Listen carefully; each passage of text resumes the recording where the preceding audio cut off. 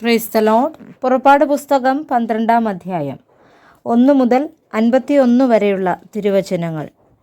യഹോവ മോശയോടും അഹരോനോടും മിസ്രയീം ദേശത്ത് വെച്ച് അരുളി ചെയ്തത് എന്തെന്നാൽ, ഈ മാസം നിങ്ങൾക്ക് മാസങ്ങളുടെ ആരംഭമായി ആണ്ടിൽ 1-ാം മാസം ആയിരിക്കണം.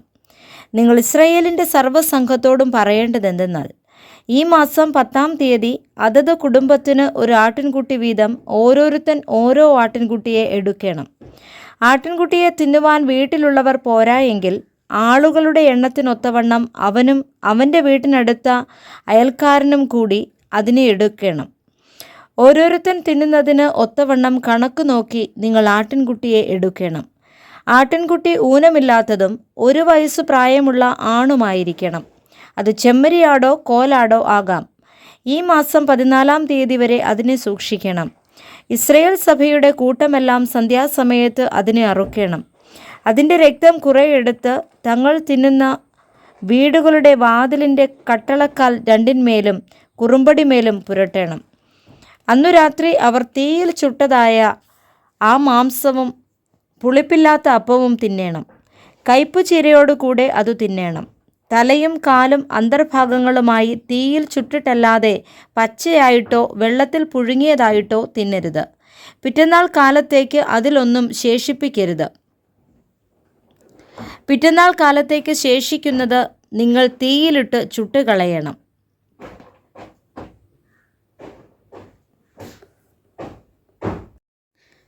പുളിച്ച മാവ് കാണരുത്. ആരെങ്കിലും പുളിച്ചത് തിന്നാൽ പരദേശിയായാലും സ്വദേശിയായാലും അവനെ ഇസ്രായേൽ സഭയിൽ നിന്നു ഛേദിച്ചു കളയണം. പുളിച്ചത് യാതൊന്നും നിങ്ങൾ തിന്നരുത്. നിങ്ങളുടെ വാസസ്ഥലങ്ങളിലെല്ലാം പുളിപ്പില്ലാത്ത അപ്പം തിന്നേണം. അനന്തരം മോശ ഇസ്രായേൽ മൂപ്പന്മാരെ ഒക്കെയും വിളിച്ച് അവരോട് പറഞ്ഞത്, നിങ്ങൾ നിങ്ങളുടെ കുടുംബങ്ങൾക്ക് ഒത്തവണ്ണം ഓരോ ആട്ടിൻകുട്ടിയെ തിരഞ്ഞെടുത്ത് പെസഹയെ അറുപ്പിൻ.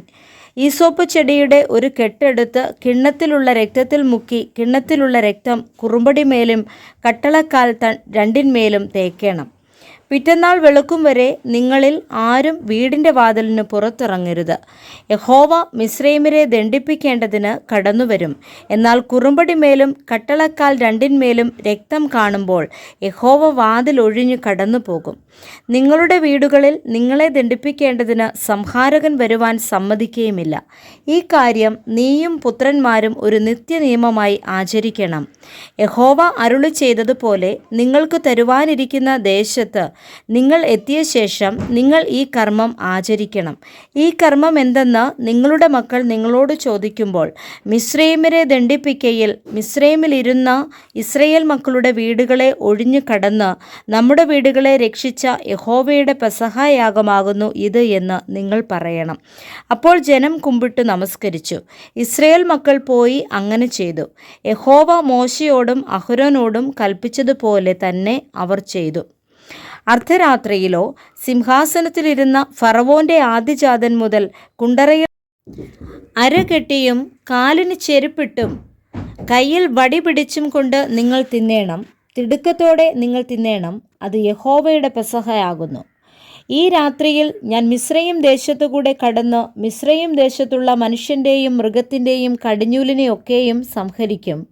മിസ്രയീമിലെ സകല ദേവന്മാരിലും ഞാൻ ന്യായവിധി നടത്തും. ഞാൻ യഹോവയാകുന്നു. നിങ്ങൾ പാർക്കുന്ന വീടുകളിന്മേൽ രക്തം അടയാളമായിരിക്കും. ഞാൻ രക്തം കാണുമ്പോൾ നിങ്ങളെ ഒഴിഞ്ഞു കടന്നു പോകും. ഞാൻ മിസ്രയീം ദേശത്തെ ബാധിക്കുന്ന ബാധ നിങ്ങൾക്ക് നാശഹേതുവായി തീരുകയില്ല. ഈ ദിവസം നിങ്ങൾക്ക് ഓർമ്മനാളായിരിക്കണം. നിങ്ങൾ അത് യഹോവയ്ക്ക് ഉത്സവമായി ആചരിക്കണം. തലമുറ തലമുറയായും നിത്യനിയമമായും നിങ്ങൾ അത് ആചരിക്കണം. 7 ദിവസം നിങ്ങൾ പുളിപ്പില്ലാത്ത അപ്പം തിന്നേണം. 1-ാം ദിവസം തന്നെ പുളിച്ച മാവ് നിങ്ങളുടെ വീടുകളിൽ നിന്നു നീക്കണം. 1-ാം ദിവസം മുതൽ 7-ാം ദിവസം വരെ ആരെങ്കിലും പുളിപ്പുള്ള അപ്പം തിന്നാൽ അവനെ ഇസ്രായേലിൽ നിന്ന് ഛേദിച്ചു കളയണം. 1-ാം ദിവസത്തിലും 7-ാം ദിവസത്തിലും നിങ്ങൾക്ക് വിശുദ്ധ സഭായോഗമുണ്ടാകണം. അന്ന് അവരവർക്ക് വേണ്ടുന്ന ഭക്ഷണം ഒരുക്കുകയല്ലാതെ ഒരു വേലയും ചെയ്യരുത്. പുളിപ്പില്ലാത്ത അപ്പത്തിൻ്റെ പെരുന്നാൾ നിങ്ങൾ ആചരിക്കണം. ഈ ദിവസത്തിൽ തന്നെയാകുന്നു ഞാൻ നിങ്ങളുടെ ഗണങ്ങളെ മിസ്രയീം ദേശത്തു നിന്ന് പുറപ്പെടുവിച്ചിരിക്കുന്നത്. അതുകൊണ്ട് ഈ ദിവസം തലമുറ തലമുറയായും നിത്യനിയമമായും നിങ്ങൾ ആചരിക്കണം. 1-ാം മാസം 14-ാം തീയതി വൈകുന്നേരം മുതൽ ആ മാസം 21-ാം തീയതി വൈകുന്നേരം വരെ നിങ്ങൾ പുളിപ്പില്ലാത്ത അപ്പം തിന്നേണം. 7 ദിവസം നിങ്ങളുടെ വീട് കിടന്ന തടവുകാരൻ്റെ ആദ്യജാതൻ വരെയും മിസ്രയീം ദേശത്തിലെ ആദ്യജാതന്മാരെയും മൃഗങ്ങളുടെ കടിഞ്ഞൂലുകളെയും എല്ലാം യഹോവ സംഹരിച്ചു. ഫറവോനും അവൻ്റെ സകല ഭൃത്യന്മാരും സകല മിസ്രയീമ്യരും രാത്രിയിൽ എഴുന്നേറ്റു.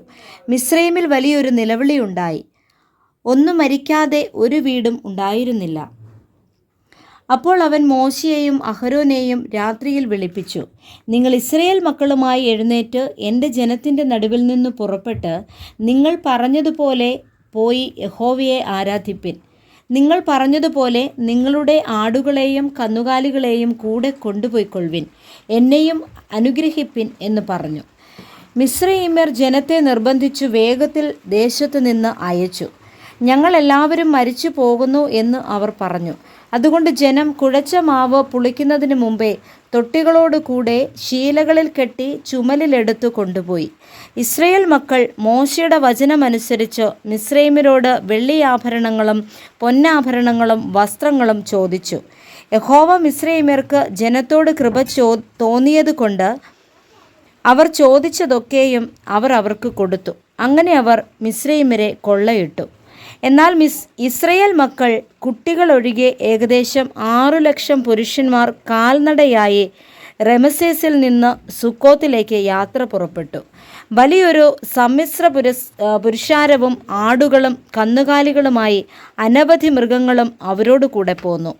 മിസ്രയീമിൽ നിന്ന് കൊണ്ടുപോന്ന കുഴച്ച മാവുകൊണ്ട്